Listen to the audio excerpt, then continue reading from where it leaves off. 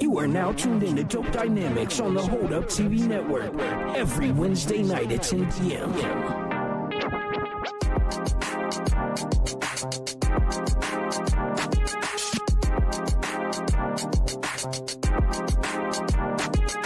This is another sexy strong experience.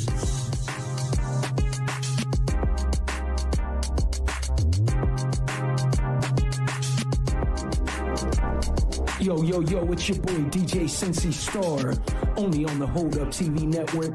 This is Dope Dynamics on another Wednesday night. We about to get into some real live conversation, but before we do that, let me spit a little something like, yo, it's your boy Sensi Star, and we on the Hold Up TV network where the conversations matter, booty popping, shaking a net worth, grinding Monday through Friday, don't matter, we lock it down. I guess we can agree on that when the Vinky come around. Shout out to the man, it's Captain of Role Planning, family of mine, school, video games, movies, and antics. We got a sport team too, going by the adults from crew. If you hear them rules hollering, you already know what to do. Here's my announcement, it Izzy, rapping, singing, get trippy, but don't get it twisted. For shots without missing, that's an upset radio tree and Leilani on a mission. Guest speakers and letters, you really shouldn't miss it. Kathy D, Love and Carmen, 3 Power Love Latinas, about to blow up in the glue that keeps the team up. Then my man DT Dub, the money maker, gameplay commentator. I love my team of content creators.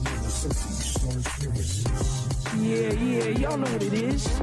DJ Sensi Star, Da Vinky, Princess Bex, Steve, real name, no gimmicks, only on the Hold Up TV network. You know we do this dope dynamic things every Wednesday night. If you don't like what we got to say, politely see yourself out the motherfucking door.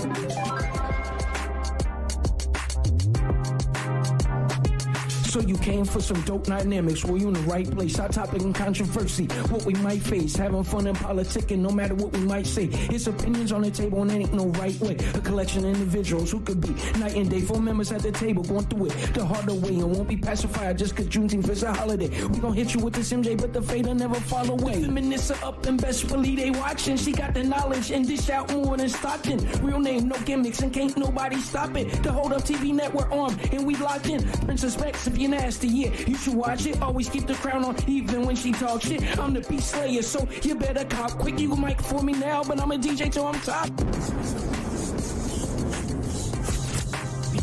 You heard what it is. We are now just moments away from Dope Dynamics, exclusively on the Hold Up TV network. You are now listening to DJ Sensi Star on the Hold Up TV network.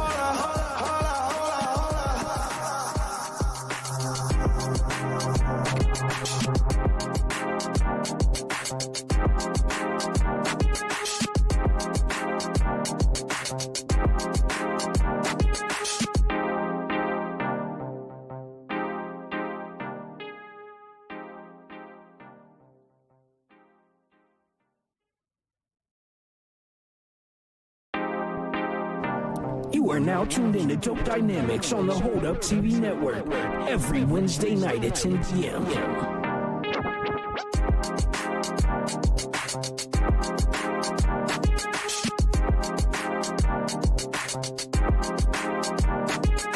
This is another sexy strong experience.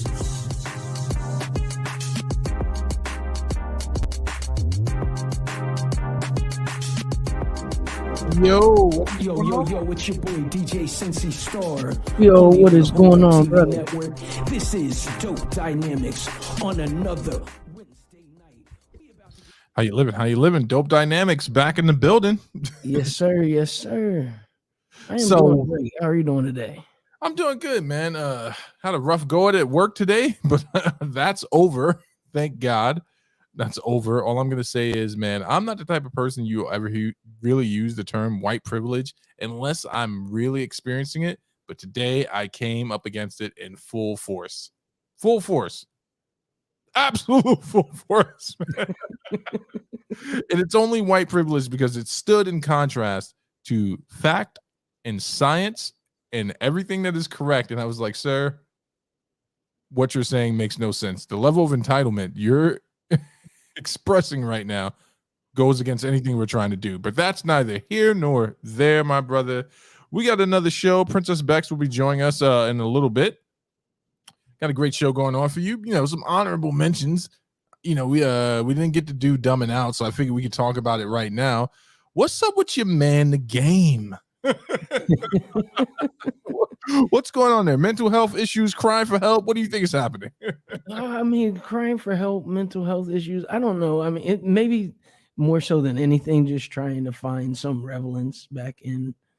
I'm gonna assume that his album that got leaked early isn't doing as well as it could be doing, or he would liked it to have been doing. So he just got out there and was just like, yo, let me do a 10-minute diss track with a skit. You know what I'm saying? Like, he's good for doing a ridiculously long diss track too. That's a right up Game's alley of doing a diss track that lasts entirely too long. Way too long. Did you listen to it? No, I didn't. I chalked it up to the game being game and said, you know what? 10 minutes is too much of my time for one diss track. Yo, I think the album itself has like 30 tracks or something insane on it. I didn't listen to it yet, man. I was gonna check it out at some point, but my whole thing with the game is just this, man. Talented brother, right? Cannot be denied. You know, I think he is one of the most talented MCs to ever come out, let alone come out of the West Coast. But his fatal flaw has always been this, man. And I think you need some of this bravado as an MC, right? He thinks way too highly of himself, man. Like, people get on Joe, you know, and I think sometimes rightfully so in regards to how Joe views himself. But the game really thinks of himself way too highly, man. And I want to ask you this question, man. Do you think he's one of the greatest lyricists, as he calls himself? Maybe since his timeline of coming out, he might be up there, but I wouldn't put him in like the pantheon of all-time great lyricists by any means. But if I put him in the timeline of since he's been out, yeah, I'll give him that. And I also don't think it should be that hard for him to claim that, because most commercial rappers since 2005 haven't really said shit for real anyways. It's hard to, like, of his era, definitely, like when his album dropped, I'm not even gonna lie, that first album, it came like gangbusters. You know what I'm saying? Like, I hadn't seen anything that hit that hard since 50's album, Get Rich or Die Trying. And it's ironic, right? Because he's coming out on G Unit. But then it's just kind of like, it's one thing after another. It's another crazy claim. He's beefing with Jay-Z. You know what I'm saying? Like, I don't know. I just don't know, man. I don't know anymore. But that's enough about Game, man. So we got some topics here tonight. Princess Bex dropped two of them on us. Social media in shambles after FMAU grad post sultry graduation pics, right? What's too much? Bex also brought up something. She sent it to me in an IG message, but I told her to save it for the show tonight because I just think it's absolutely gold, and I'm gonna make sure I get that and we can play that. Then I don't know if you're up to speed on it. CPS employee tells 14-year-old to become a prostitute. Are you up on this? Yeah, I read that article yesterday. Absolute amazingness. And then you brought one of the most depressing topics yet. I don't know who the sole owner of the rainforest is, but apparently they said our primary goal is not to save the earth. We are looking for ways to license to oil companies. So yes. I guess we could jump into yours first, man. Let me get this ready here. Bam. So tell me what's going on here, brother, because I didn't have time to read the article. All right, it's all good. Well, okay, so basically the gist of it is the Republic of Congo is home to one of the largest forest areas in what they call peatlands, which is natural, very vegetative areas of land that absorb a lot of the carbon emissions in the world. So think, Amazon and other giant places like that you might see in the middle of Asia or South America. Right. So apparently they are having financial trouble dealing with extreme poverty, much like many other underdeveloped countries in Africa. And their solution to this is to start auctioning off this land that they have, excuse me, because where all this land is actually where their oil happens to be located at as well. So because of everything that's been going on between Ukraine and Russia, we all know that's old news.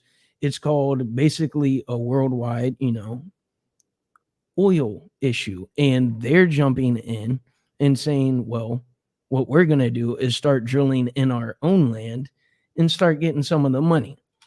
The issues they're facing is that they're getting extreme backlash from other world leader countries and world environmental organizations, because they're basically saying that destroying this piece of land is doing more harm than good. Essentially, if they were to sell what they call the all 30 oil blocks, is basically each plot of land where they can drill at, it would release 15% of carbon emissions that we have globally.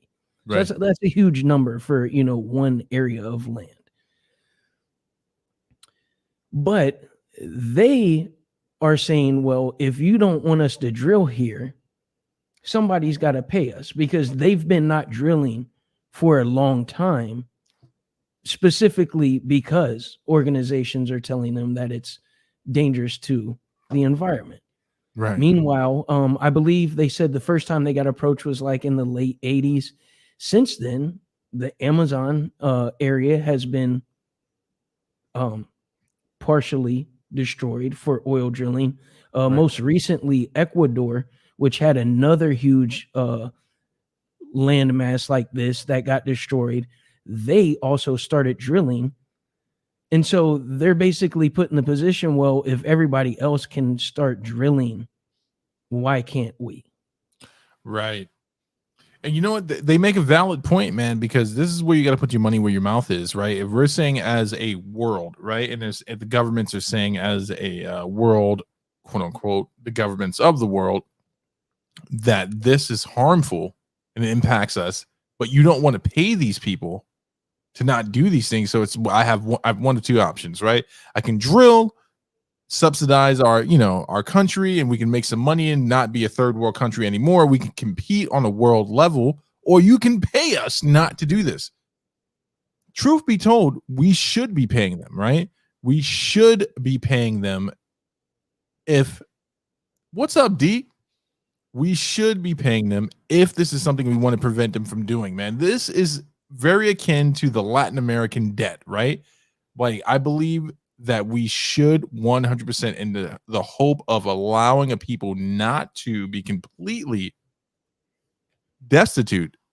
It's a no-brainer, right? You can't talk about how Russia and China and India are leading the world in carbon emissions and waste when, you can also make the argument, if you're going contrary to that, the reason they're leading, well, China for sure, is because we offshore all our manufacturing to them, and that's where it's all being done. So if you don't want this to be an issue, then yes, for sure, we should be paying them, man. We should be paying these countries to preserve the rainforest.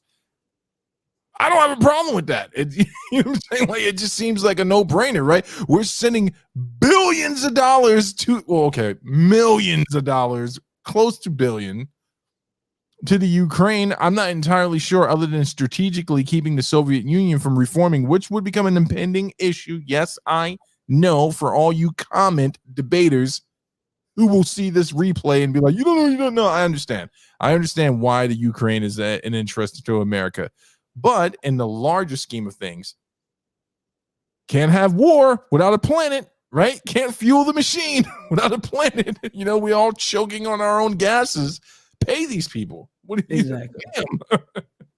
And that's the big thing that happened with Ecuador. Like I had previously mentioned, in 2007 they asked for 3.6 billion, which right. We hear that number, sounds like a lot for economy of a country, that's actually not that much money. You know what I'm No. saying? So they asked for 3.6 billion and raised less than 4% of that. And so they were just basically like, F it, we're going to drill. And $3.6 billion when you have oil to sell becomes increasingly ridiculous of an ass, because they're going to get that hand over fist over a matter of time. Yeah, 100%. So Go ahead. I'm sorry. So the big issue that we're facing now in Congo is that not only are they getting backlash from these environmental agencies, their own citizens are having some qualms about it, because they are bringing up examples of, I believe it was Ghana and Senegal, who did the same thing within the last decade.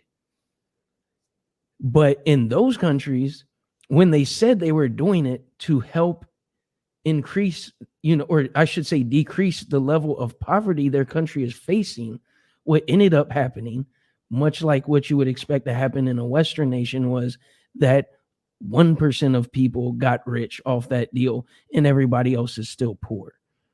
Yeah. Hey, Geek What? Fat Mantis, welcome in. Thank you for being here.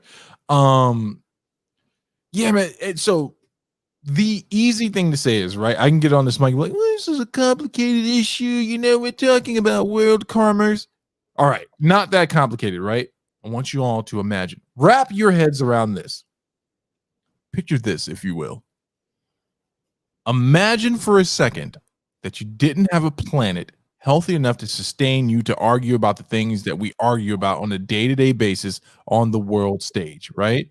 I am a sci-fi lover. You know this about me, Sensi, and I am convinced that the only thing that will ever unify men, hey, don't worry about Nightbot. It has no power. I got to turn that thing off, man. I did not program it well. So to anyone, just don't worry about that thing. Imagine for a second a world completely poisoned and depleted and unable to sustain itself. It does not matter. At a certain point, you have to ask yourself what we have to do to sustain this world. And a lot of people will argue with me about this because they're like, well, you're a Christian. How could you even believe in something like environmental regulations? Well, it's easy, right? I believe in stewardship, right? I believe that God gave us things and we are to steward them responsibly and preserving the earth and stewarding the gift, not worshiping it, right? I'm not like some green person that's like worshiping the earth. I'm saying that this is a gift. We need to protect it. We need to steward it in good faith.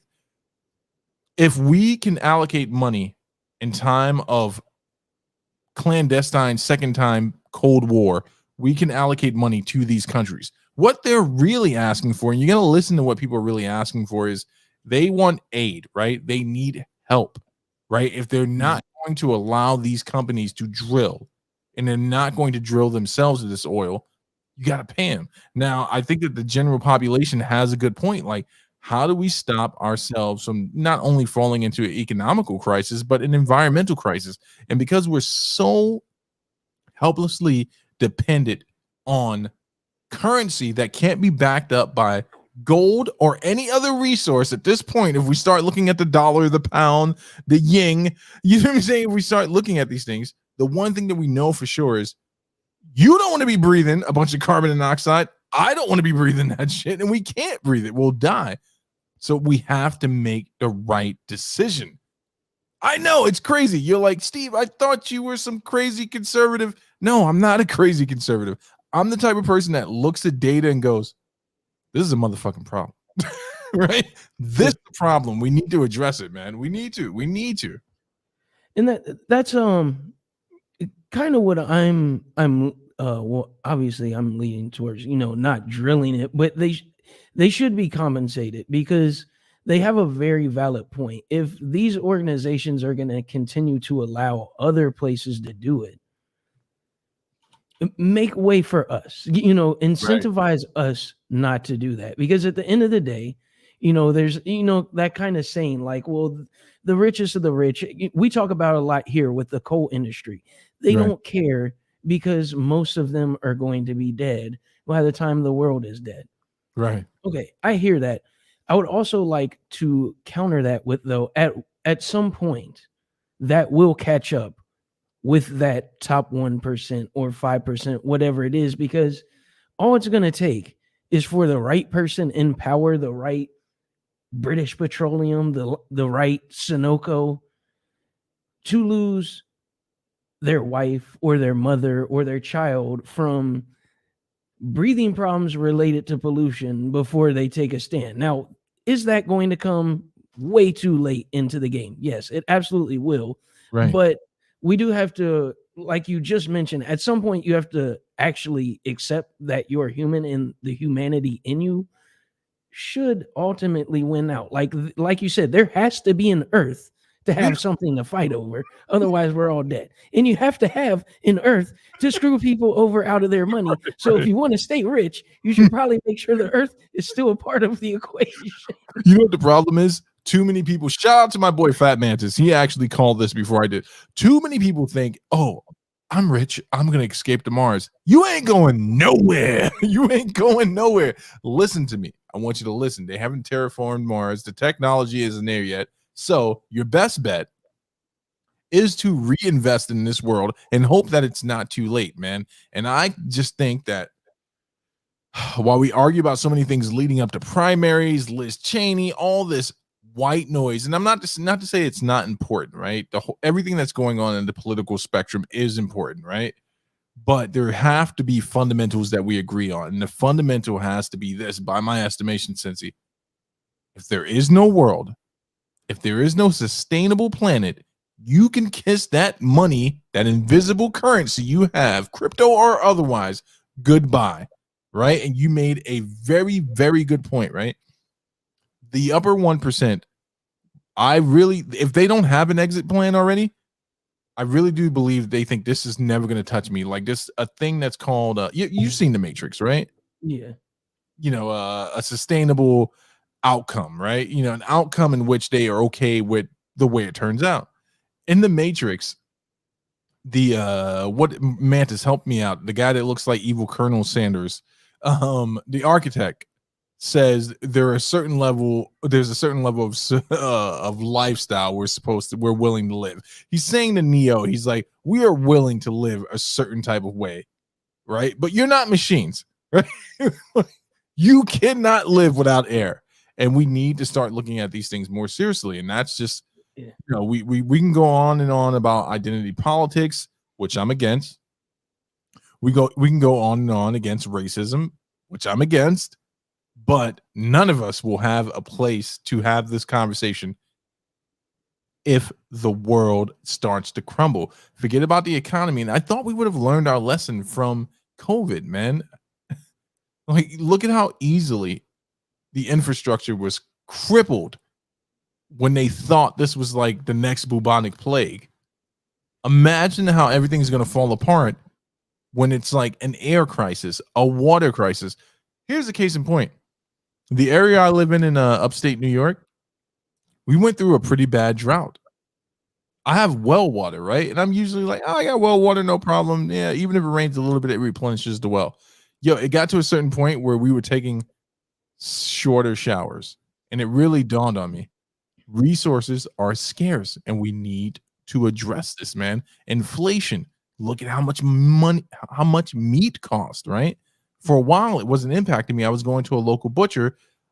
The math isn't really mathing. I'm like, if you're a local butcher and everyone's got, you know, cows and shit like that, why is the price going up? Did the price on cows go up? But the price on supplies to feed cows has gone up, et cetera, et cetera. We need to take this more seriously. And the crisis with the environment is something we need to take seriously. The problem becomes, though, when it becomes a partisan issue, right? And now no one wants to accept data from any side or any source because they're like, oh, this is a liberal source or this is a conservative source. No, give me the data. And that's how we move forward. Make sense or no? Oh, yeah, it makes absolute sense, because there's one thing that can't be, denied unless you're absolutely crazy or a genius. And that's the science that we have, like the science behind the facts. So let's just look at the numbers, because what they say, it's empirical. Am I thinking of the right word? Like that's what it is. So I don't want to hear it presented from your super conservative side. We don't need to hear it, like you said, from your super liberal side. Someone who can speak science in a very layman term, explain to the rest of the world how bad this is. Because every time, I do the nerd stuff too, and a lot of that I do is science. So a lot of the stuff I see is like, this is a lot worse than either side of the field is trying to make it seem. Like, this is terrible. They were talking about, like, I know this is a different topic, but it has to do with the carbon emissions. Like, they're literally saying by 2080, and that's not that far out. Again, that I know that's not our lifetime, but that's maybe children, maybe and definitely grandchildren lifetime. That California, it's no bullshit. It's literally really going to be under the water because of the amount of water that's melting from the glaciers. And you can't make that up. They're not pulling stuff out of a hat. It's not a rabbit. It's not a magic trick. It's actual science. It's fact. Yeah, this is fact. It's going to happen. We need to chill out. So, and I agree with that. And this is where the issue, it's funny because D said, call me a pessimist, but Earth's destruction is inevitable. And that is consistent with the Judeo-Christian view, right? We believe that the song, the dance, at some point it has a crescendo, this shit will come to an end. And I agree with that. What I think a lot of people struggle with, and in regards to what you're talking about, Cincy, is that people don't understand how fleeting life is. And since we're not going to get into a philosophical or religious topic, I always appeal to people on this matter. Think of your children, right? If for no other reason. We are willing to storm the Capitol over supposed malfeasance when it comes to the electoral process, right? You know when I'll show up to the Capitol? It's the minute when they outright deny the fact that any of this stuff is happening, right? I think that another thing that we should really take into consideration in regards to this is I think a lot of people are living in a type of fairy tale in regards to the environmental issue. And because it is a partisan issue and it has become a partisan issue, they won't look at the empirical data. But one thing you can definitely look at is your circumstantial data. You can look at the environmental stuff going around you, right? So you know what an evergreen is? Evergreen trees, Christmas trees, right? 2 years ago, we had 2 of those little bad boys in front of our house, right? And we had a plethora of them planted, not on our property, but surrounding properties. They all started dropping dead. So you could chalk that up to it was just a bad season. It happens with crops and, pollination, et cetera, all that stuff. What it turned out to be was the fact that it was too fucking hot for them to grow. Now, to all my conservative friends, I love you. Not all of you. I don't love all of you. That's a lie. I understand where you're coming from. Some of you, not all of you. But there's something to look at there, right? And I've heard too much pseudoscience in regards to, in the crustacean age and the dinosaurs and there have been environmental changes. No. The one X factor in all of those scenarios that wasn't present was man, right? And you're not putting that into your data. I understand that there has been a decline in the environmental state, and there have been shifts, and there have been I'm sorry, I'm having a gum issue, so I'm like slurring. There have been issues in which have impacted the environment negatively, but the one X factor is man. And we've escalated and like made this a way worse situation, in a very short amount of time. But back to the topic. Yes, I think funds should be allocated to these countries that hold on to great resources that benefit us, right? And if we're willing to send money in regards to wartime aid, we should be willing to send money in regards to preserving the planet. It just seems like a no-brainer. The issue becomes, again, with partisan issues. I'll never forget when Candace Owens went on Joe Rogan and they started talking about environmental issues, and she's like, I don't believe in it. And Joe Rogan pressed her in the way that Joe Rogan can press someone. And it boiled down to, she's like, I just feel like it's too political. You're not going to be worried about that when you can't breathe, right? You're just not going to be worried about that. I do believe that at some point this song comes to an end, the Earth will crescendo. But if you're thinking that we're going to evacuate to Mars, they're not investing any money in that, folks. There's no real investment plan to evacuate the planet, right? There's no plan. There's no money going that way. So you're dealing with the one Earth that you have now. And in this regard, I believe that the people of the Congo are correct. Pay us, or we got to do what we got to do, because we've set up this economy where they're not thriving, right? And I'm not going socialist. I don't believe in socialism. I speak out against it all the time. But in a world commerce where a third world country cannot compete and is constantly incurring more in debt to stay afloat, they're going to do what they got to do. Yeah, exactly. And I actually want to touch on two things real quick. One, what really like blew my mind when I was going back through this article is that it basically accounts for the in this land in Congo, specifically accounts for basically 15% of the recycling of carbon emissions in the globe. And what I really started doing was breaking that down. 15% is like what, 1 of 8, like 1 out of 8, somewhere around there. Think about that, because other places have already been destroyed. So if you're talking about one location is 1/8 of what recycles carbon in the world, you don't have a lot of other locations left on the list to continue to recycle stuff exactly in the world. It's 1 of 8 basically. So that was crazy. And then just kind of touch on what Dee had mentioned, and I think this is what she meant when she said Earth's destruction. It's definitely irresponsible to deny our effect on the decline of our environment, but this is the nerd scientist coming out of me. Make no mistake, we're not destroying the Earth and putting the Earth to an end. We're putting ourselves to an end. And when we die, the Earth will begin to heal again, and it'll still be here until another freaking planet hits it. You know what's interesting? There was a Discovery. I think it was Discovery. It makes the most sense. They did the 10 million year thing where they basically, what happens if the humans were not to exist, if we were not to exist, and they marked it out, so many thousands of years after this and this and this. It was amazing. They even accounted for, after the last nuclear plant fails, right? How quickly the Earth would bounce back from it. It's insane.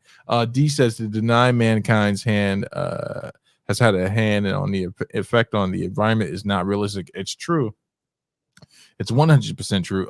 Again, though, this is why I believe in evil. So now I am going to get super Christian on you right now. I do believe, and I just believe this, man. I know this. I need no more proof for a satanic evil power to be in control than the way we look at and treat our Earth and the way we deal with each other when it comes to the powers that be. I could not get a billionaire to explain to me what he or she plans to do with their billions when they're unable to breathe the air. You have to be woefully connected to evil to be like, yeah, we'll see what happens. You really do. You really do. I don't know, man. It's crazy. It's depressing. Thank you, Cincy. Thank you for depressing. But I can keep it on a similar topic with the other article I dropped, but a little bit more or less depressing, because it's actually going to be entertaining. Your opinion on this? Okay. We are all in America, correct? I mean, most of our viewing audience, if not all, are Americans at this point in some way or another. Okay. No. 90% of America uses air conditioning. 90%. Wow. Air conditioning accounts for 10% of these emissions that we were just talking about. 10% is a lot for one industry.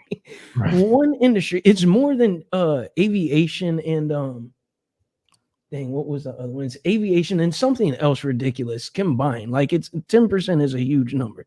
Right. So the other article that I was reading basically says that America needs to step back and look at Europe and other countries and reassess whether AC is really that necessary or not. Because in Europe, less than 30% use it. To most estimates, is around 20% of people use it. Right. And then throughout the rest of the world, only 3% of the population uses air conditioning. Now, the article itself says a very European way to solve air conditioning. And some of the ideas it throws out, like in Louisiana, you'll see this where the homes are built specifically to allow the flow of air to come in and cool the home on itself. But they also do things like, I believe the word is geothermal. No, it's not geo. It's some type of thermal cooling where the actual material that they build the homes with will insulate and keep cool air in instead of allowing it to just be hot and make AC necessary. So it's like, I'm thinking of this and I'm like, wow, these sound really, really great ideas, but damn it, I know you know this and I know this. I love me some AC. Like, are you crazy? Like, are you crazy? So you just spent the whole summer without AC, right? I grew up in Harlem where we never had AC, right? Like the heat, I was just like, just lay still, just lie still. But we just actually converted to the eco-friendly version of the AC. New York State actually rolled out a program, not for New York City, not for you poor folk down there, but New York State rolled out a program that's more eco-conscious and more eco-friendly, and we just had our entire house revamped for that.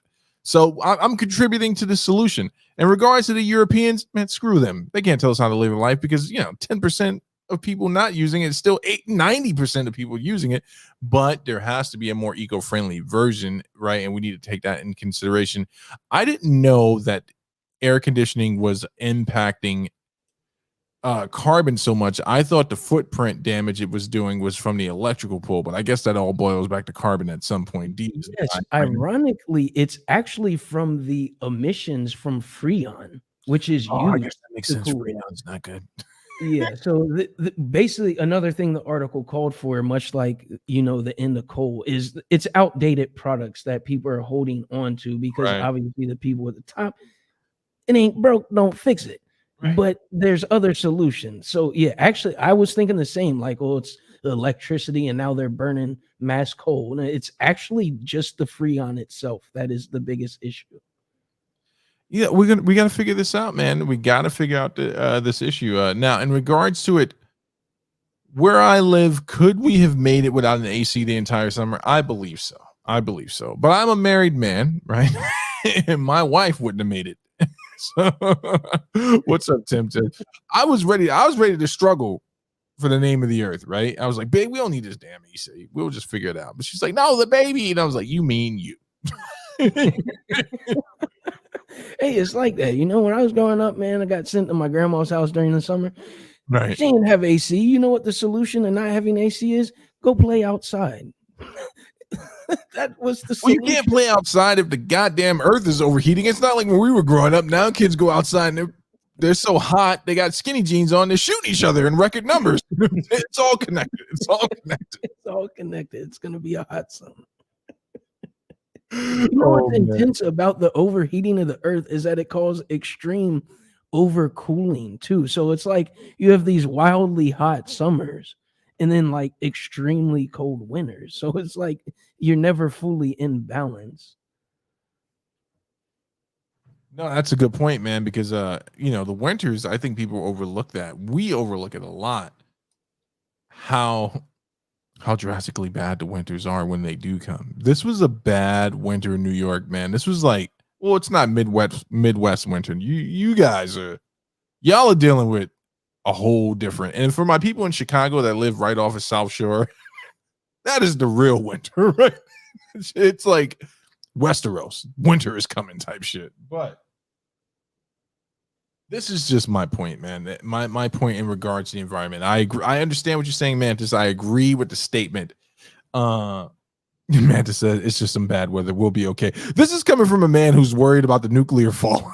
By the way, he lived outside of the nuclear fallout, and he's like, no, it's not just bad weather, and it's something we need to take a look at, man. And it's but who we need to be getting this information from, and I've had this conversation with Mantis before, we should not be getting this information from partisan parties, right? And that's the problem with Fauci, or the problem that Fauci experienced. He went from being a scientist to being used as a political tool. Whether or not that was his intent, I'll leave that to your interpretation. I believe that we should only be receiving this information from scientists. It should not be on the docket, and it should be, and this is where we have to be careful because we don't want to fall into socialistic rule, right? It should fall in the line of like, hey, this needs to be addressed really quickly. Tim says, what you ninjas talking about? Oh, you know, ninja stuff, you know, shurikens, all types of crazy shit.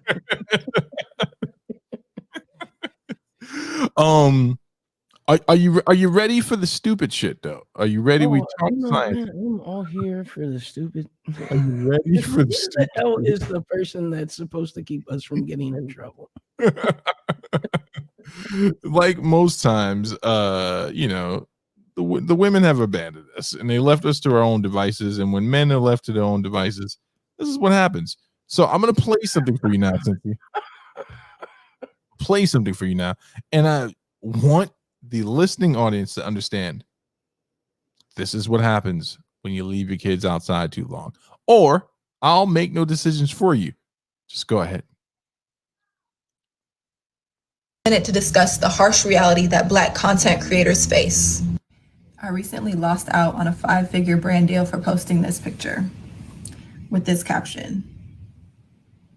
Nowhere in the contract were there any stipulations given around what kind of content I could post, except for the branded content, which would be approved by the company. As for my personal content, nothing was said. After posting that picture and posting that caption, I received a phone call from my agent saying that the company thought it was inappropriate. And I just want to take a second to unpack that. When I read that caption, I read a playful articulation of the love I have for my man. It's been generally agreed upon by the Black community for decades that the N-word isn't derogatory, it's a term of endearment. And that brings us to the photo. Yet again, when I look at this picture, I see playfulness. I see a Black girl living her best life, having fun.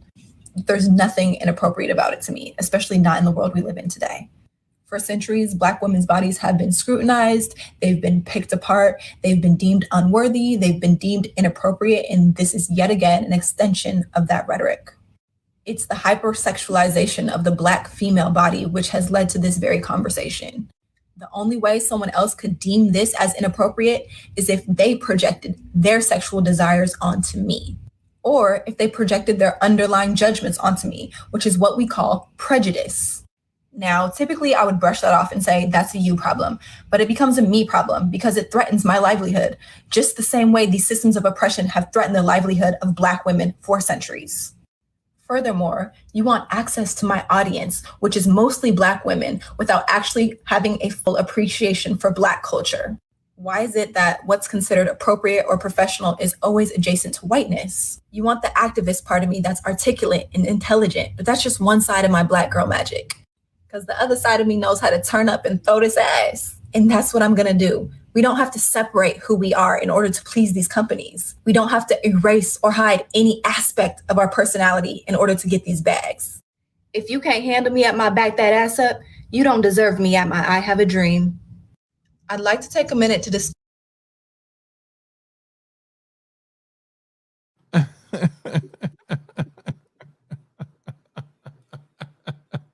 Okay, so I mean, she had some points that I was feeling, but I would just like to throw out that she said back that ass up and I had a dream in the same.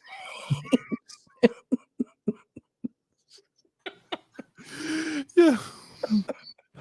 This is what King fought for. Yo, I tell you on a day-to-day basis, man, me and Cincy have had some heated conversations. We had some heated conversations as brothers, man. I'll never forget the first time Cincy came at my throat here on this show. He's like, well, if you're so goddamn brilliant, why don't you tell me what the next topic is? And this shit just... killed me. It killed me. So what are we looking at here, right? Young lady content creator, right? She has a brand. There's a lot of money to be made on these Instagram and social media streets. She was apparently approached by a company to be a representative of their company, and then she posted a sultry picture of herself. No big deal. It's the environment we live in. Oh, look who it is. She posted a picture of herself, in the Jamaican mesh, right? What's up, Bex? Hi.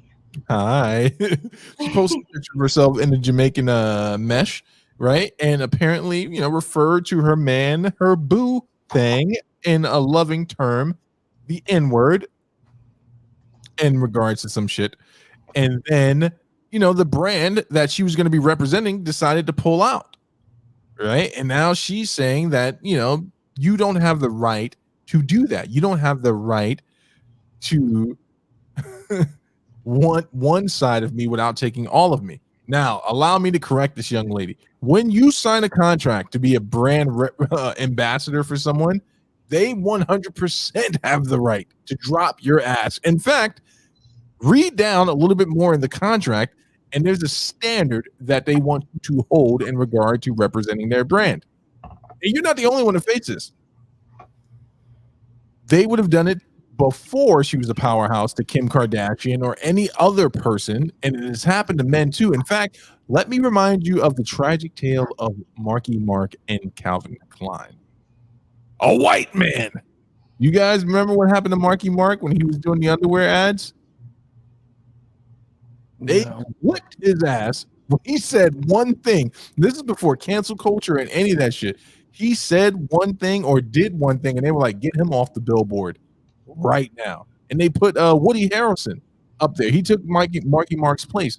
So this is not something that's synonymous to in reaction to black people or people of color.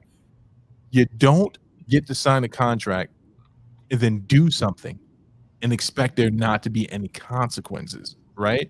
And the only consequence she experienced was you didn't get that check from them. You didn't lose your platform, right? IG didn't kick you off their social media platform. You didn't lose any fans. This company decided not to do business with you. And that's what happened when you represent a brand. And let me warn you, Cincy and Bex, if a multi-million-dollar conglomerate comes in and they say, yo, you can't say no wild shit, guess what we not doing? We ain't saying no wild shit.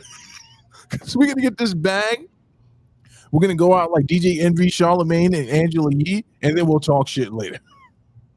But, who are you talking about? Oh, your girl from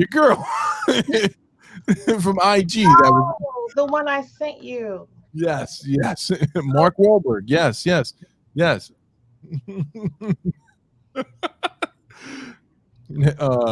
chat's going crazy. Thank you all for being here. Bex, how you doing? I'm good. Hi, everybody. Shut up. Tisk. How are you guys doing tonight? Oh, we're doing good. We're fighting against the stereotype that black people can't be on time. How are you?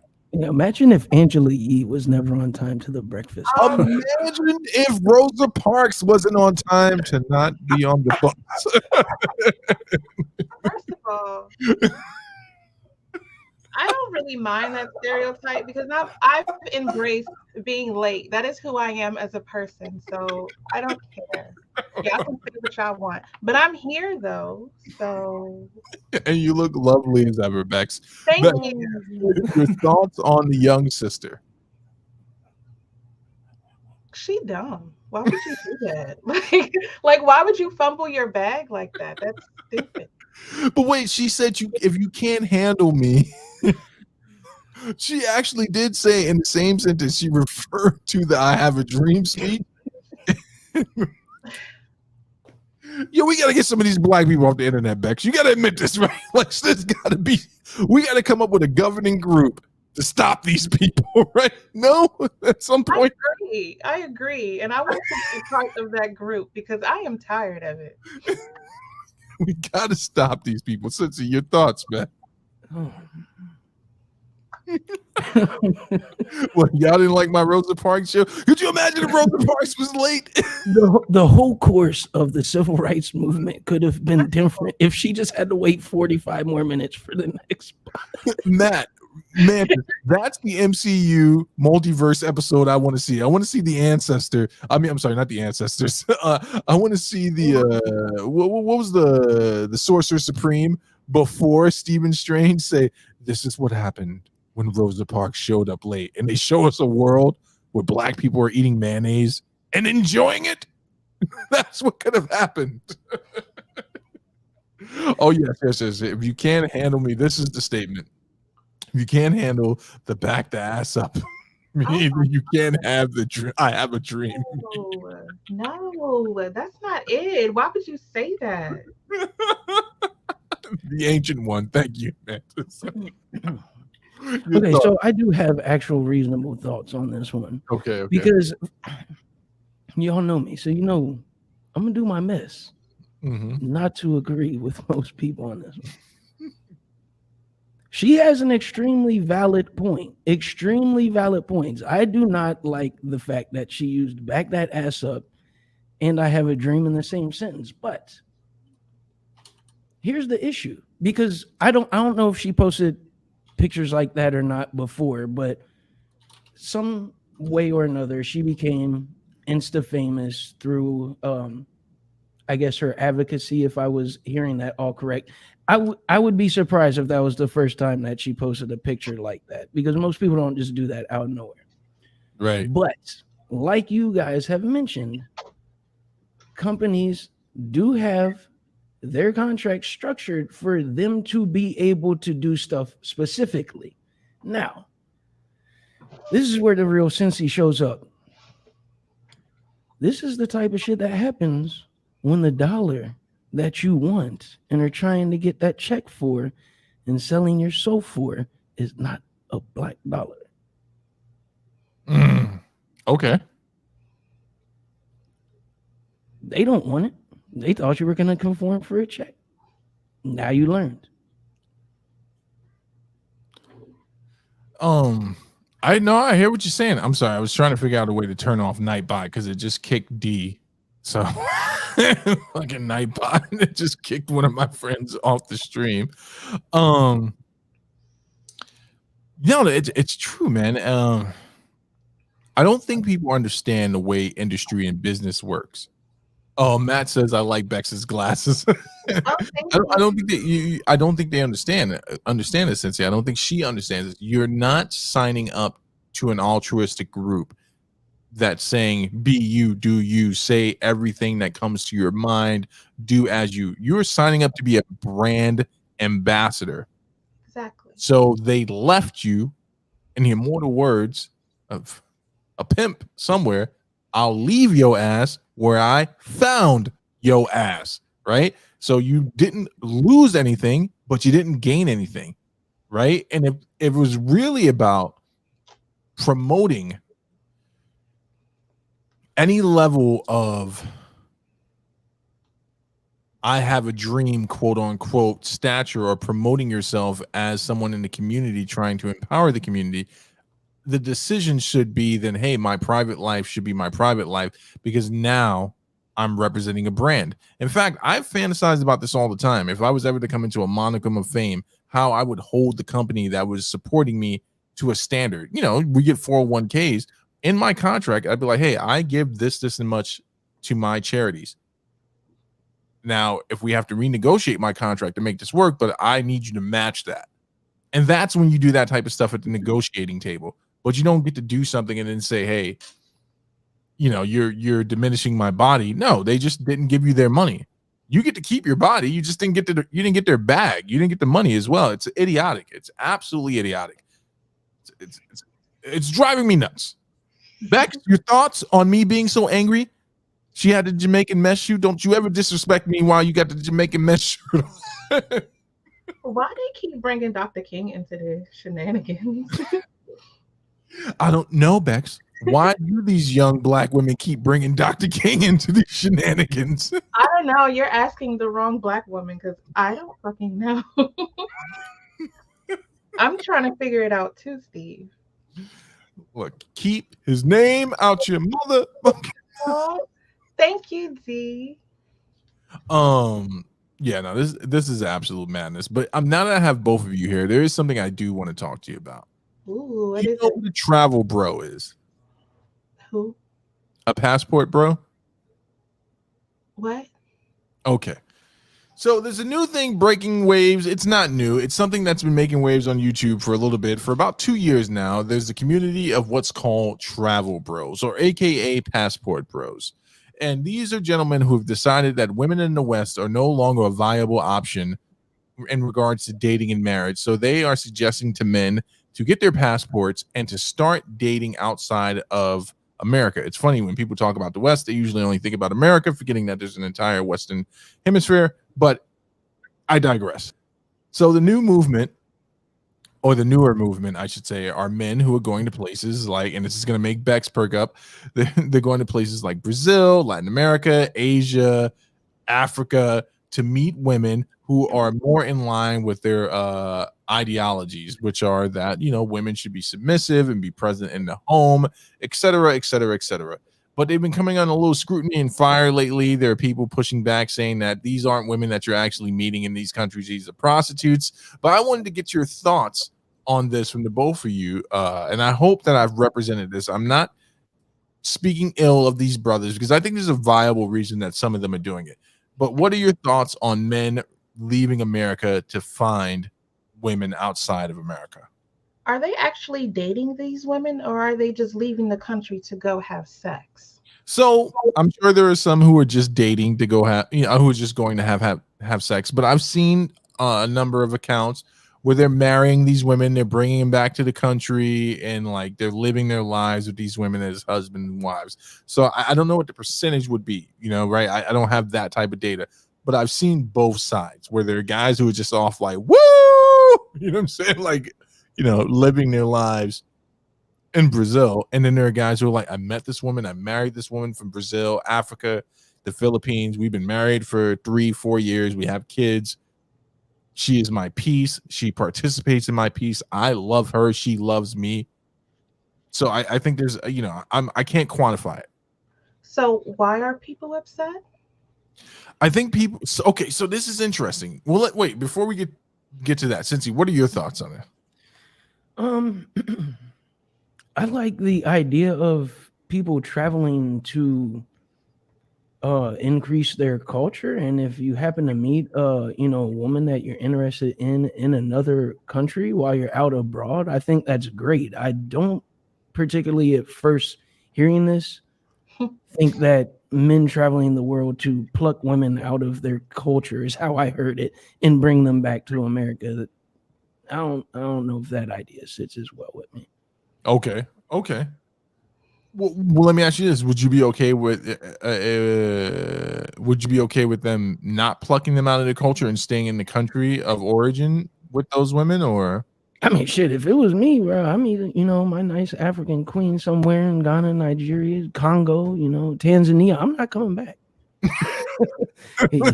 If we can't do this remote from Africa, I'm gonna have to throw y'all the deuce.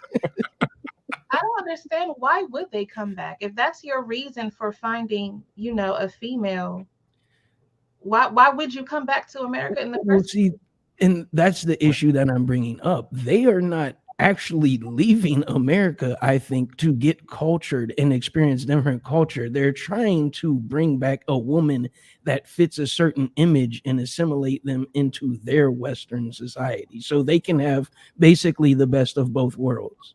A woman who listens and doesn't do anything but what they say, but still have all the amenities of being un-American. okay, and to that point, so let me represent as best as I can what some of these brothers, not all, right? I want to make sure that if anyone ever critiques this video, that they understand that I'm representing only what I've heard. So the claim is that Western women, from some of these men, are not compliant. They're not, I won't say they use the word obedient, but they are not submissive, compliant and submissive in the use of those terms. Like, they are not willing to be cooperative. And they are, in some instances, some of these guys feel like they're not viable options for Western women because of the state of Western womanhood, which is, the postmodernist view, feminism, queen culture, Whatever you've heard on the internet, that's what they're saying. And so they're going to places where this train of thought they feel is not as prominent. So you both have raised very good points. Well, why not just stay over there then?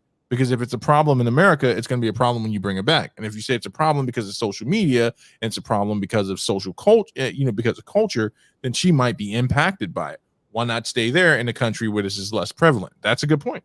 I can't argue against that. But my point is just this. And this is a point and it's an open-ended question. Can you make your exit without being abusive towards these women, right? So if it's me, I'm just gonna go do me, and I exit without being like, fuck you bitches. Like, I'm just like, yo, you know what I'm saying? I'm good. Do you think men should just, or people should just go where they're appreciated without shitting on everyone before they leave? Of course. Okay, tell me more, Bex. I mean, it's nothing more to put to it. Like, go where you are appreciated and not tolerated. Just go. I'm just worried that this is like, I don't know. It's giving sex tourism, and I don't like it. Oh, so that's the other thing. So shout out to Jen on the block. She made a very bold statement about specifically some black men who have been campaigning this, and she caught a little slack, but it was appropriate. She's like, I don't want to misquote Jen. If you ever by mistake watch this, I'm trying to represent your headline. She's like, I think she's like, are the travel bros the new colonizers? And I was just like, oh, that's a hard shot. That's a hard shot right there. Are these men traveling to other places and doing the exact same thing as the colonizers? I don't know. What do you think, Sitz? I mean, I can see the parallels. I can definitely see the parallels here, but I don't know if I want to go that far yet to say that. But I like I said, I'm definitely seeing the similarities. I like Dee's point, the statement Dee just made. They don't want to live in third world countries. Now that's a double-edged sword, right? And so if you go move to a third world country, I think there's a few things that people don't want to do, right? They don't want to be a part of that culture, right? So the culture, like you said, Cincy, that they're plucking these women from, or they appreciate it, that would also make them take a hard look at themselves. And this is not a shot at any of the travel bros. I'm just bringing the information to you, right? So if I go somewhere like Latin America that says, okay, yes, my wife should be subservient to me in regard to the home, not subservient in the sense that she's less than me, but she is there to, tend to the day-to-day needs of the house, raise the children, to be there for me as a spouse. On the other side of that, I am to work 60 hours a week to provide for this woman because she has given up a great deal to be able to do this. I should be able to work myself to death in the fields. Right? I should be, even if I'm not working a job like that, I should be willing to die in the office providing for these families, right? And I think that's the other side of this thing people don't want to look at. You can't just have that without being able to do the other half of it, right? So you want a woman who's going to stay at home, who's going to be there for the children, who's going to live, if you're looking at it from a Christian worldview, a biblical lifestyle, right? Be subservient and honor her husband. That means that you have to do the other portion of that scripture that people often forget, die to her needs on a day-to-day basis. And I agree with Dee. I don't think a lot of guys want to live in that third world country. I don't think they want to live in that mindset. I really don't. Marriage sounds good until you're in it and you realize that even if your wife abides by these trains of thoughts, you got to honor your side of the deal. And that doesn't make you a simp. Like, you have to provide emotionally, monetarily, spiritually. You have to lead in all three of these realms all the time. Right? You don't get a day off from being a leader. You have to do these things. Make sense or no? It makes sense. I don't know. Maybe it's, you know what? Do what y'all want to do, man. Go to Brazil, meet these women, get robbed too, right? Now the question I have is, but Bex made a point one night in a private conversation. Are they prostitutes? Are all these are these women really like marriage material? How do we judge? Are you talking about women over here or the women that they're going to go get? Well, some of these guys, man, like some of them are like. There was one guy. He met a young lady. I don't know what part of the world she hailed from, but he brought her back, and he was. You can tell he's enamored by her, and she's enamored by him. Right? There's an actual relationship there.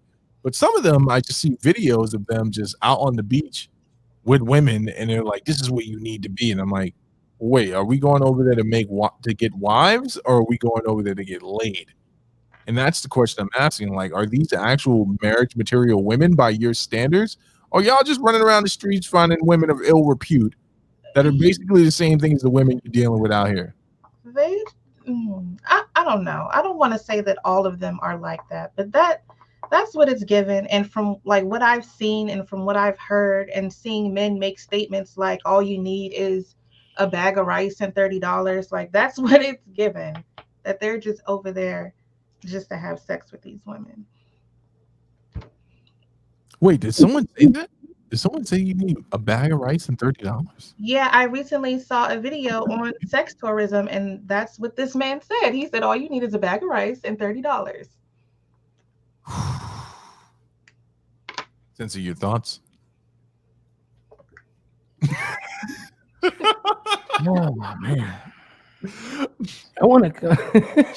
These folks out here, wow, that's really the only thing I can say because like I'm having a hard time. Like I know it happens. I just like what on both ends. Like what are we really doing here? Your man is going. You know, D said they want a way out as well. I can see that too. That's why it's not making sense to me. I mean, it's the same conversations we had with the prostitution.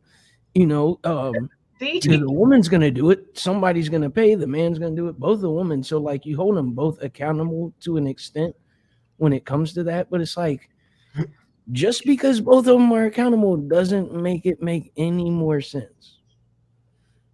No, I get what you're saying, man. And this is my thing, man. And this is where I always ask myself a question: how useful is something if it does not change you, right? And this is just something I want to propose, right? I just want to throw it out there. Cincy and I are getting ready to do a stream. My brother Alvin, the Crippin' Christian, and we're going to be talking about thug culture and coon culture, right? And I'm going to draw the parallel that I think that sometimes we go hard on people that we think are coons, but if we look at the definition, I think a lot of that is applicable to what we would call a thug, right? And we don't want to deal with that. When it comes to this conversation about red pill, blue pill, feminism, postmodernism, we don't want to look at what the root cause is. There's a huge divide between men and women, let's just say here in America, where we're no longer listening to what people are saying, right? Cause and effect. There are women who feel as if, though, if you would just address the issue that for me to give up my career and my life cost me a great deal, I need to know a few things from you. Will you love me? Will you treat me well? Will you not beat me? Will you not cheat on me? The man that can say yes to that, if I'm listening to some of these women correctly, is the man that they are willing to be submissive to, right? And then there are men that are saying, I am that man. Please don't play me left. I want to love you, honor you, and cherish you. And I think once we start having that conversation, there won't be a need for red pill or blue pill talk. It'll just be a need for people to have conversations with each other. For God's sake, go to premarital marriage counseling. I got an even crazier idea. How about you get to know the person you're dating and you want to make your spouse as best as you can? Like, look at the signs, man. Like, you got to look at the signs. And for the travel bros, I get it, right? You're disenfranchised by women in this country. I'm going to say something to you that I said when Da Vinci was still on the show. Stop dating in those places, right? You can't be going to the club looking in these places looking for honorable women. You can't. You know what I'm saying? You got to go to the places where there are women who share your ideals. You know what I'm saying? You got to go to those places. I don't know. Maybe I'm crazy. Maybe I'm crazy. I don't know. Now I can't use air conditioner. It's killing the earth. You ruined me for this episode. Oh, Matt says, "Man, whores are a lot cheaper these days." You messed them up with the $30 in the rice, Bex. No, you don't think so? You don't think so? Like, should you not go to? Okay, so I think that a good place to start with this conversation, since he's not going to like this, but the American church needs to fix its identity problem. We can't be playing Beyonce and be claiming to be saints, right? We got to get back to the ideal of like, hey, the things that most of these red pill people are talking about, they can find in the church. The church just needs to course correct. But if you don't want what the church has to offer, you don't want what the temple has to offer, or the mosque, and these are the places that are saying we believe in this level of chastity, we believe in this level of marriage, where else are you going to find it? You can't keep turning to the society to think, you can't go to these places expecting to find women that want to be submissive. You have to go to the places where that ideology is practiced and preached. Or like, even if you go to a country like Africa, there's a certain amount of the same thing that you're experiencing here in America. In Africa, you have to go to a tradition, someone that's practicing like a traditionalist version of African thought that says, hey, I am a wife, I am a husband, these are the terms that we agree on. Does that make sense? Or am I not making sense anymore? As the world wants to claim my mind, I feel like I'm alone in the world sometimes, bro. You're making sense. Just to make sure I'm hearing you correctly, are you saying that if we communicate more, then groups like red pill wouldn't exist? Is that what you're saying? If there was more, what I'm saying, but I want to clarify, right? Because again, I'm not scared of these fools, right? I'm not scared of anyone from the red pill, the blue pill, conservative or liberal. I'll debate any of them on site. We can do it. I'm willing to go to the box, because what I'm saying to you is that the more we fall into these groups, the bigger the divide becomes.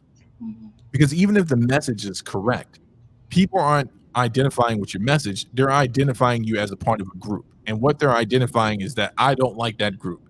Whereas if we said, hey, this is the issue that we see it from on our side, this is the issue as you see it on your side, what is the negotiating thing? You've heard me say this to DaVinci multiple times, and this is where she and I would always fall into a divide. I would say men and women need to come back to the table and to begin to communicate in a way to understand, how do we move forward, right? How do we move forward? And I believe the people who are of like mind will find each other and they will begin to move forward. And the people who are stuck in the divide will stay stuck in the divide. And I know there's some deal breaking. You all know that I know this. There's some deal breaking conversation or talking points that are going to separate people. But if I say to you that I'm pro-life and you say to me that you're pro-life, then guess what? All we got to do now is figure out what else we align on, and then you and I move forward. That's the rest of y'all to fucking figure out. And when I say the rest of y'all, I mean the people who don't want that. If you don't want that type of life, then you don't need to have it. But for the people who want that type of life, don't get caught up in these, what's the word I'm looking for? These polarizing groups where it's just like, hey, find the people that fit your train of thought and you build with those people. You understand what I'm saying? And I feel like if there's more communication, there'll be less division. Because here's one thing for sure. No shade to Andrew Tate, man, but I'm not trying to follow him in any way, shape, or form, unless it's about business. I think he has a keen business mind and a keen mind for marketing. But the things he's talking about, I hear at the church that I used to attend, or many of the churches I used to attend. But I won't hear them at every church. So I go to a church that practices what it preaches. And I find a woman that believes what I believe. Mrs. Holdup doesn't believe everything I believe, but we agree on the core issues. So we got married and we made some babies. And it'll be 9 years in September. And that's who I'm going to be with, because we agree and I love her. I didn't settle. I didn't pick down.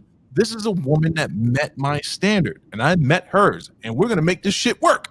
You know what I'm saying? We're gonna make it work. I don't need the red pill to help me do that. I went to a place where I could find a person that agreed with me, and I agreed with her. Make sense? It makes perfect sense. I thought that's what we were out here doing. Isn't that a part of life? Finding your people? Well, I thought it was, but I guess that brings us to the next question. Is all this stuff really just more prevalent online? You know what I'm saying? Like the red pill, blue pill stuff. Are real people dealing with this shit on a day-to-day basis? Do you really think this is a huge thing going on, or is it just us stuck in our social media bubbles? Uh, I don't know.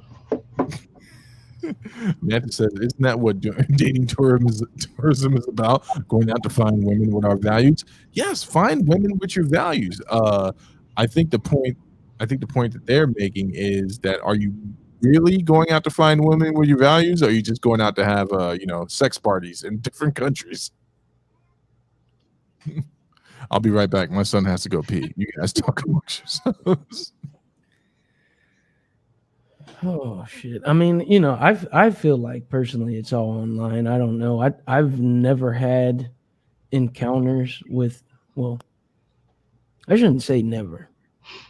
I've never had these encounters with anybody that was my own age. I should say that. Like, and I don't want to place it as a generational thing because I know like a lot of the things that happened in my generation are leading up to what happened in the one directly below it. But I don't have these. I don't know. Like the more and more we get connected with technologies, computers, phones, social media, the less functionally social we become, it seems like to me. So the more and more you throw these things in people's face to the point where it's normal, how do any of these people know how to have that conversation? Because let's be honest, even if you had this conversation over the internet, where do these conversations really happen? Like on this show, we all share different ideas, but elsewhere, like if we go on YouTube, for example, to we've been using the example of red pill. Red pill isn't having a conversation. They're telling you what something is.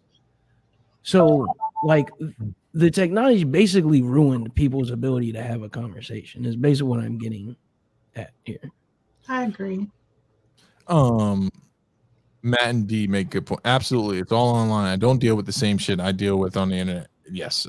And D says, I didn't even know what red pill was until y'all brought it up. Yeah, and that's the thing right there, right? I'm convinced, and this is just me, and I'm sorry I missed your point, Cincy. These groups are useful for a bit of information, but once you get caught up in it, you start to lose sight of something, right? Which is the human interaction, human communication. I am not I am not a subscriber in Egyptology, right? I don't want to disrespect by saying Hotep. I've actually been doing so much research that I realize now it is almost a derogatory term at this point, but that's not where I'm at. So I would not go to a place to meet a woman that believes in that type of stuff, that has that worldview, right? So the question then becomes, why not just go to the places where you will find people of like mind? You know what I'm saying? Like, what is the need to denigrate and I get it. I love attacking people on the internet as much as the next person. What's the point of it all? You know what I'm saying? Kevin Samuels, important to know this about him. He told a person once, he's like, hey, you don't have to come here. This message is clearly not for you. Why do you keep coming back to argue with me? This message is for the people that want it. I'm speaking to the people who want what I'm trying to share. So stop showing up. You don't agree with the brother. You don't agree with these people. Stop going to red pill communities trying to change their mind, right? It's not an evangelistic religion, right? It's not Islam. It's not Christianity. It's not Judaism, right? Their core mission isn't to evangelize. Why not go to the places where you're sought? And in regards to the travel bros, like, again, no hate on them. If you're going, shout out to I think the cat's name is Austin Holloman. he was just saying he stopped dating in America because of all the games. He was like, I don't like the societal games, right? He's like, I don't believe in the 3-day rule, all this nonsense. He's like, I go somewhere where women are valuing and appreciating me, you know? Like, here's the next good point for you. You know, Donald Glover, your beloved actor from ATL. He's always catching some slack, right? According to the internet. Because Donald Glover, in spite of all of who he is and what he represents, I believe he has a child with a white woman, correct? White, Asian, one of them, yeah. Right. Is that wrong of Donald Glover? Does that diminish his message? I didn't like that song, This Is America. I didn't think it was the greatest song. I understood the message behind it, but does that diminish his message at all if he dates or marries a white woman? Are you asking me? Yes, I'm asking. I'm asking both of you. What message are we talking about here? Well, I think that he's trying to bring a certain level of awareness, which shows like his show ATL, right, to the community. Also, I think he's trying to bring some awareness to the plight of the black nerd, right, the black oddball, and while dealing with the social ills in America. Is any of that diminished by him dating a white woman? No, because those are things that he has dealt with. He is a black man. He is a black nerd. So no. Yeah. So, but then I'm not mad at a black woman that dates a white man, right? I'm not mad at Zendaya. I love her and Tom Holland together. It makes me happy. Right? It does. I can't think of honestly, when I look at those two, I'm like they're perfect for each other because I don't think Zendaya is you know my thoughts on this, right? She looks like she's 12 and he looks like he's 13, so they're perfect for each other. That doesn't diminish her plight as a woman or anything like that. Why are you guys so quiet? Don't you understand what I'm saying? Sensi, help me out here. Yeah, I agree too. I mean, this is one of those things. Like, it doesn't diminish his point. Those are his values. Assuming that they're actually two people in love, that she understands his values, backs him up in his values. I don't think that diminishes anything he said. Now, if he did all that, then married or had children with this white woman or Asian, whatever it is, and then started doing stuff that's counterproductive to those values, that would be a different story. I only take umbrage with it when people shit on their way out, right? Mm-hmm. So if you're Latino and you don't like dating Latino women for whatever the reason is, make your exit. You know what I'm saying? Go be with who you're appreciated with, but just don't walk out the door saying things about Latino women as you're walking out the door. Now, you can critique behaviors, but to lump all Latino women in, you know what I'm saying? Like, as you're exiting, like, I don't date Puerto Rican women because of this, where it's like, okay, well, I didn't know you dated the entire diaspora of Puerto Rican women. Like, I didn't know you had that power. That's my issue. Makes sense or no? No, that makes perfect sense. All right. Well, I'll tell you what doesn't make sense, right? Just because you date a white woman or marry a white woman doesn't make you OJ. Shit. White women be warned. Be wary of these brothers. That's a prime example. If he hates his own people and he's willing to date you, he might do something to you too. Like, so just be wary. But let's get into the next bit of the bullshit here.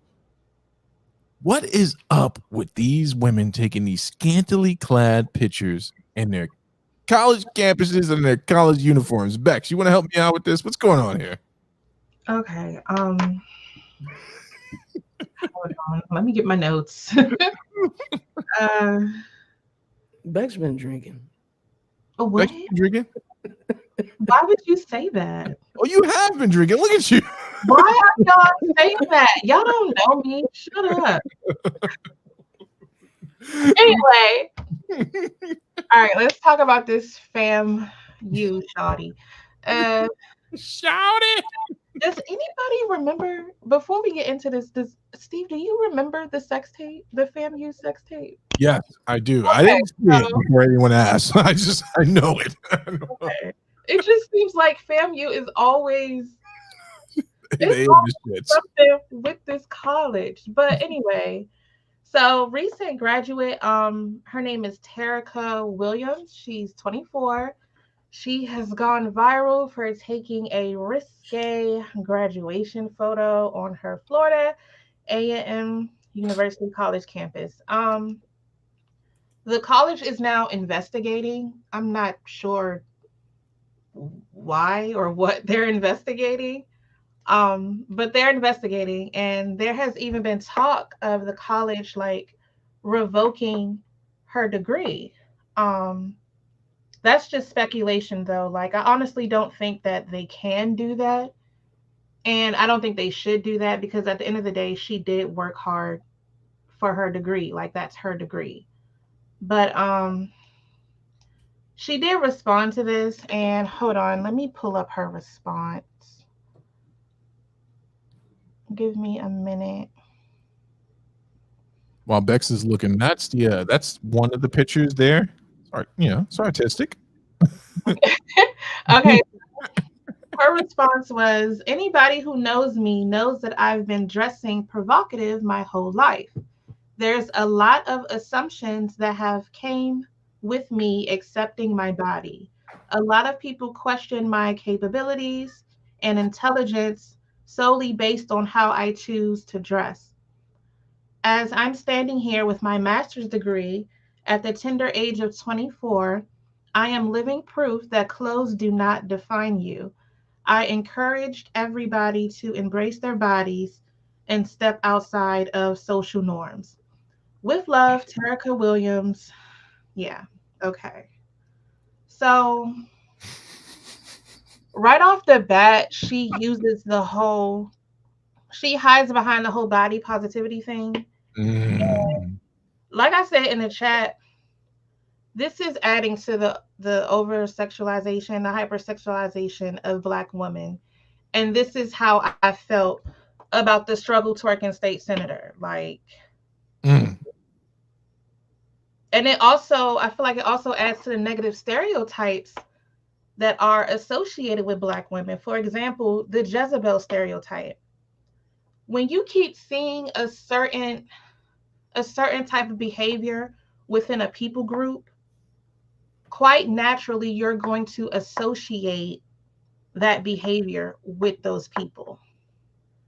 Like I said in like the interview I did with you, Steve, a while ago, there is no balance here. There is too much of this imagery going on. Like, right. That's all you see. And because of that, because there's no balance and there's just like so much of it, it's being associated with all Black women.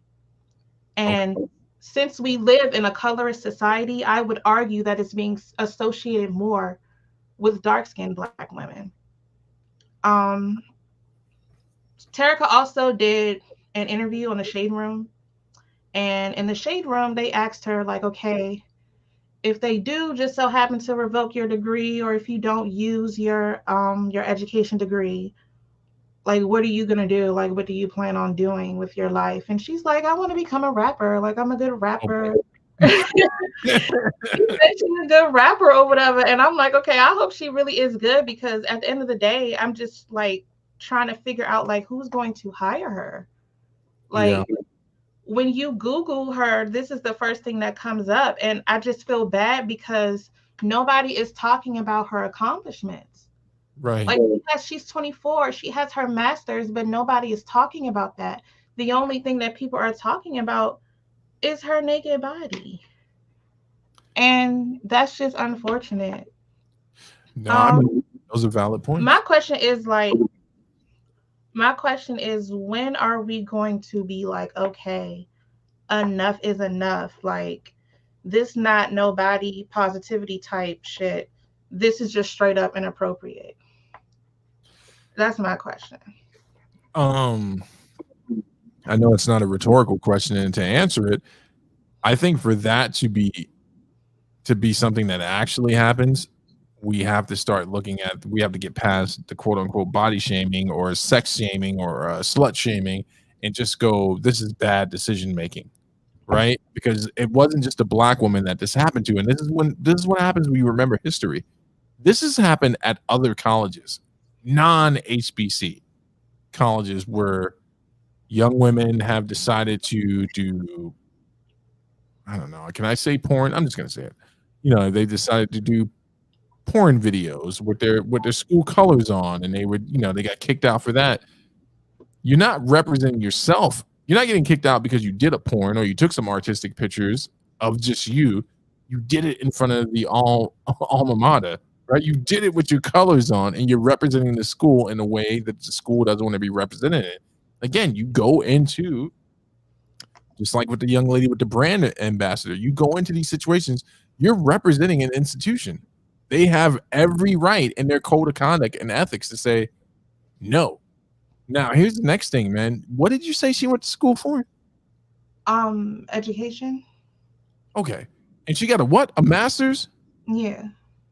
And who paid for her education? Because if I was her father and this was on the chopping block because you decided to do something like that after I paid for it, or if you're going to take that easy way out where I got financial aid, well, guess what? That means we paid for it.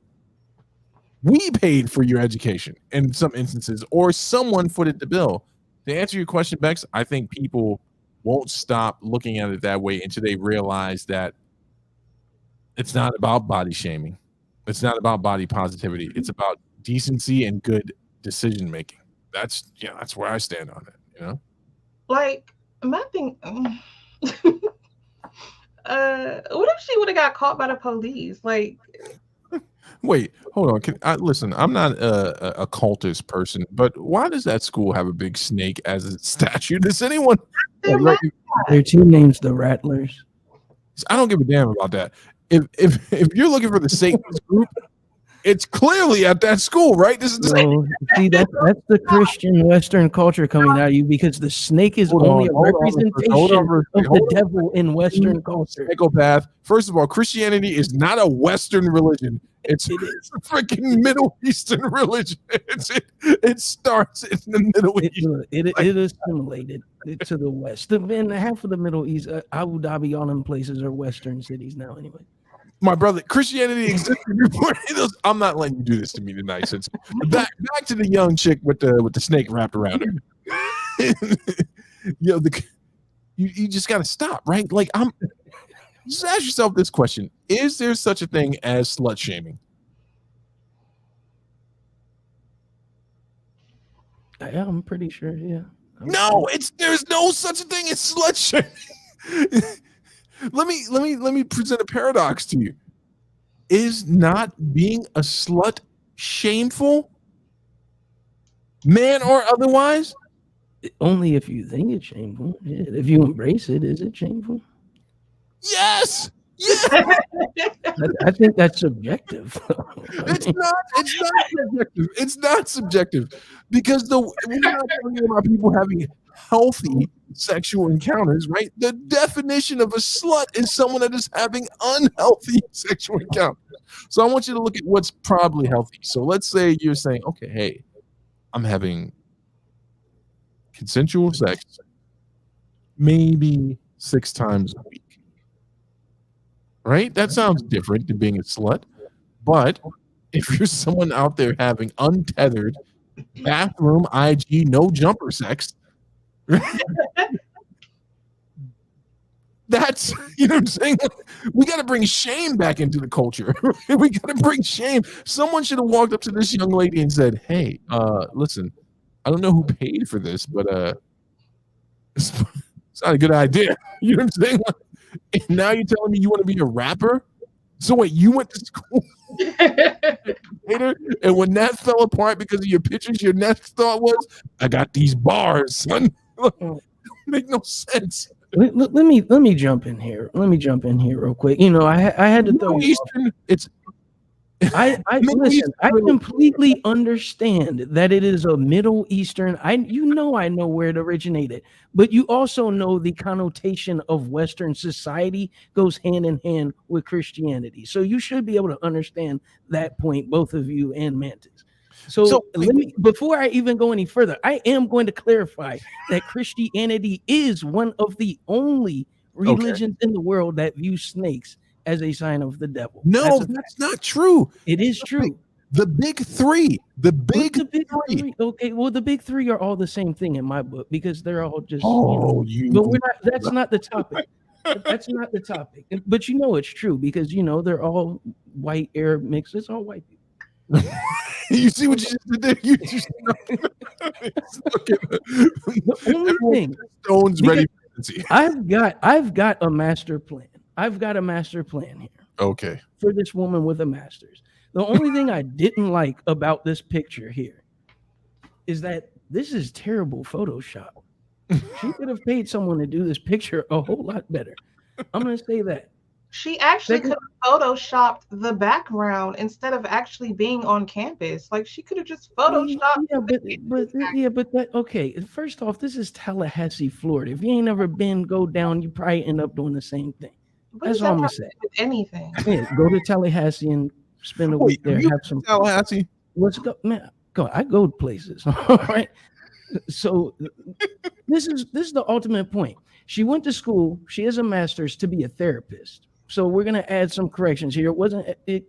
She's a therapist. So here's how you spin this. Okay. She's claiming, that she's claiming her body and she's claiming her culture. She's one of 2% of all therapists who are now Black women. Okay. So instead of trying to get a job, create a job because you now have an outlet of people who aren't mad at what you did and are going to seek a therapist who can relate to their personality. It's all in the master plan. It's all in the master plan. I 100% hear what y'all are saying. So you are a class A enabler. That's what you're doing right now. You're enabling, and I agree with you. I love you, brother. I love you, my light-skinned brother. You're 100%. You have the right to say that. It's most certainly a Middle Eastern religion that's been adopted by Western thinkers. But that's not what we're talking about tonight. And the snake is most certainly a satanic creature. Also, not what we're talking about. I don't agree with that, but okay. It doesn't matter. You people, you're all hanging out with your crystals and your incense, and I'm trying to save your souls. Here's what we're talking about. I understand what you're saying, Cincy. Yes, make a market for yourself. Counsel the people who are disenfranchised, like yourself, by the quote-unquote system. Let me propose a counter thought to that. How about this, right? How about you don't do something dumb and you don't get dumb results?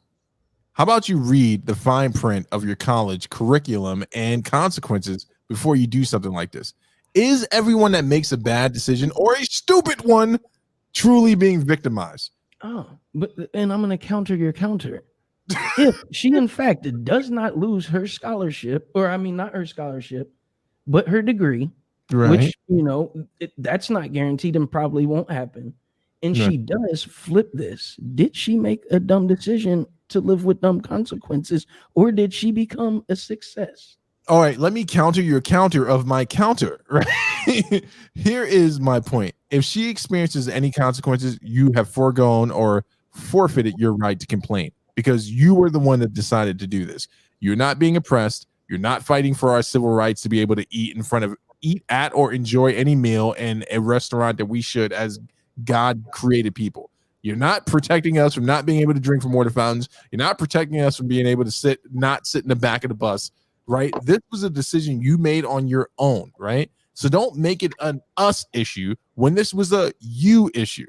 When Black women are not being targeted, right? There aren't photographers out like, where these Black bitches at? Are they taking pictures in front of campuses? Or was it one woman who is now trying not to experience any consequences? Let's look at the data. What's happening here, right? Was this a mass photo shoot, or was this one woman who made a decision to do something on private property and now might experience some consequences? I feel like she's only feeling the consequences because of the way that people reacted. If we wouldn't have fucking blown it up like this, then let me ask you, if I come in your house and I pee on your floor, and then I say you can't piss shame me, you gonna get mad at me? Because that's me getting mad. If I wasn't there and never reacted to it, would you feel guilty for it unless I fucking got pissed about it? Yeah, I would feel guilty about it when I sobered up because I'm like, man, that's my friend Cincy. I shouldn't have peed on his floor, and I most certainly should not have tried to pretend like this was a civil rights issue.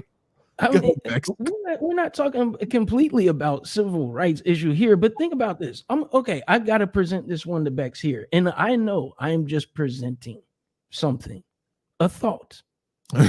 I'm not saying it's right or wrong, but like we mentioned before, with the first woman that we were talking about this evening, saying that we took back the N-word. Okay. Does anybody completely disagree with that? No, I don't disagree. Okay, so wait. I don't understand the question. What are we? What? Like the lady said, we took back the N-word and made it a term of endearment amongst our culture. Do you completely disagree with it? Do I completely disagree with it? But do you really want me to spill inside community talk right now? Well, no, I'm gonna lead this up. We don't completely disagree with that. I mean, you can make an argument whichever way, but you don't completely disagree with that. I'm presenting this to Bex because it seems to me, as a community, as in a culture, and I'm not saying everybody in this community or the culture, but particularly with Black women, are trying to take their bodies back. No. So what I'm saying is and because after the show, I'm gonna make it personal because you're full of shit. Okay, go. But how can you agree with one thing was damaging and directly sent to deliberately shame us and not apply that same logic to something else that directly deals with Black people too? If they're taking their bodies back, what is any different than taking the N-word back? How was this taking your body back, though? That's what her claim was. That's what you said her claim was. Well, body empowerment, whatever. I don't. So my question is it only adding to the fuel for the sexualization of Black women if your standard is that of what white people put on Black women? Because if they're taking their body back, just like they took the N-word back, are you looking at it from a outdated mind frame? Wait, wrong. Here's the problem with that, right? So during the free love movement, and then when I say wrong, I'm not saying that you're wrong, Cynthia. I understand that you're proposing a question, but here's the issue with that, right? The love movement, right? America took umbrage to young white women with their saddlebag titties running around trying to be free with nasty underarm hair, right? And they took umbrage to it, and a certain percentage of it being in the public space. I would argue that this woman is not taking her body back. The issue is not about ownership of her body. It's about where her body can be presented. You have complete dominion of your body. You do not have the freedom to present your body in public spaces, on private property, in institutions, and then claim that someone is taking ownership of your body. It's nonsensical, right? I want to stand with Black people, right? I want to stand with brown people. Well, we got to stop doing dumb shit like this and then claiming that it's a civil rights issue when in fact what you did was no one has taken ownership of your body. You are standing on private property. This is not a friggin' community college. You are standing on private property doing something in front of privately owned property. And once you do that, you forsake the right to say anything about autonomy. I mean, I agree with you with that, except the fact that she's not on trial for being nude in a public location. She's on trial because of what the image of what she did says to some people. No, and that's incorrect.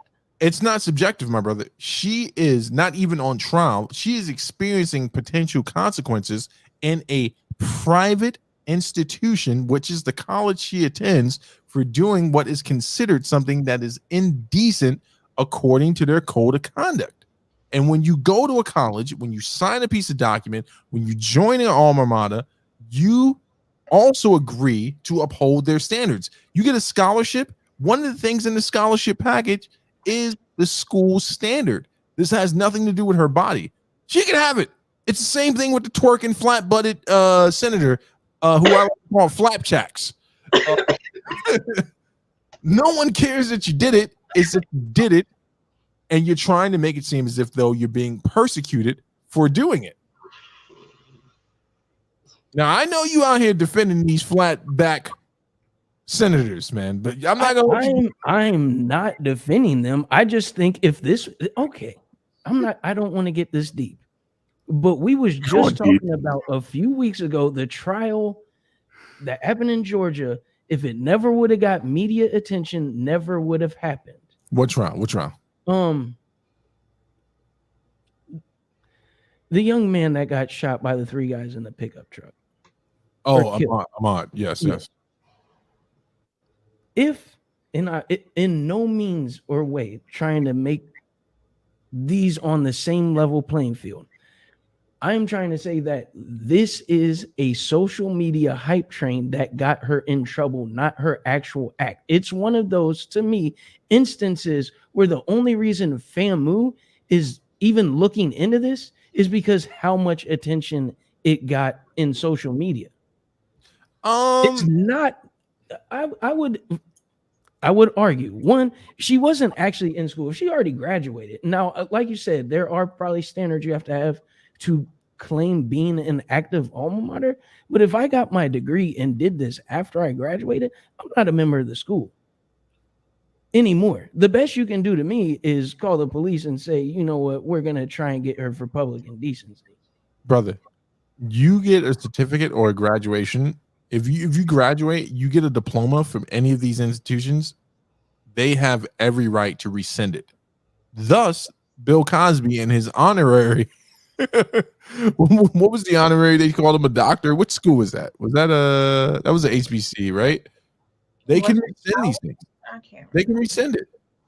And I get what you're saying. I get what you're saying. But at the same time, we have to stop pretending that. And when I say we, I don't mean you. We have to stop pretending that poor decision making, or whatever you want to call it, doesn't come with consequences when it comes to private institutions. That's the thing. Now, if she did this shit in her front yard and then the school was like, oh, you did this in your front yard, we're taking back our diploma. No, they don't have any right to do that. But it's on their property. And that's where she loses the argument. And no one stole her body from her, bro. That's what I'm saying. Her body. Ain't nobody take her body. Like, your body is yours. At the end of the day, this is not a good look. And I don't expect for any of y'all to relate, but I am a Black woman, and I know that there are images that are being projected about Black women, and these are one of the images, and it's too much. It's too much of it, and I don't like it at the end of the day, and it needs to stop. Yeah, that means no more whole island from dumbing out. I'm ashamed. Get the fuck out of here. I'll quit this show if there's no more whole island. That got nothing to do with me. That's y'all shit.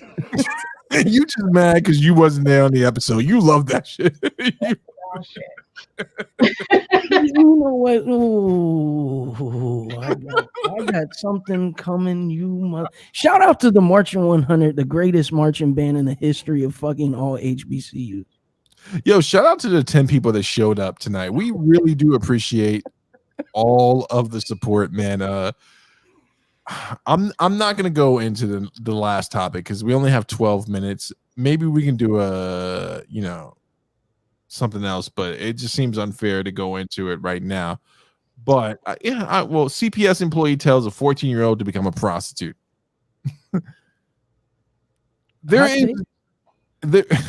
Listen. More over sexualizing little Black girls. It's all at the end of the day. There is no defensible stance you can take for this. I implore the listening audience, go look for the clip. It is still up if they haven't removed it completely from YouTube. It's deplorable. But besides that point, with the last few minutes that we have here on the show, Cincy Star is doing a fundraiser for the organization that he works for. But even if that that fundraiser has come to an end, I want you guys to consider going to the Hold Up TV, the promotion now. Go to where the link is and consider donating to the organization, Sweet Kids, becoming a backer behind them. They're doing great work with young women and the city of Cincinnati. If you really want to, if you call yourself a social justice warrior or someone that cares about the empowerment and betterment of women, and you're looking for an opportunity to do that, please contact DJ Sensi Star. Get behind that. It's an organization that could really use your help. Last thing I want to say besides that, Dope Dynamics is not going anywhere. I'm glad we were back tonight, man. We've been having a lot of fun. These last 2 episodes have been fucking so much fun. We're probably gonna have a business talk after this because I just think we're having too much fun right now, right? And I think that is that a bad thing? we're having too much fucking fun. Is that a bad thing? Is that a bad thing? Yes, this show is not about fun. Historically, it's about arguing. We just had a whole argument.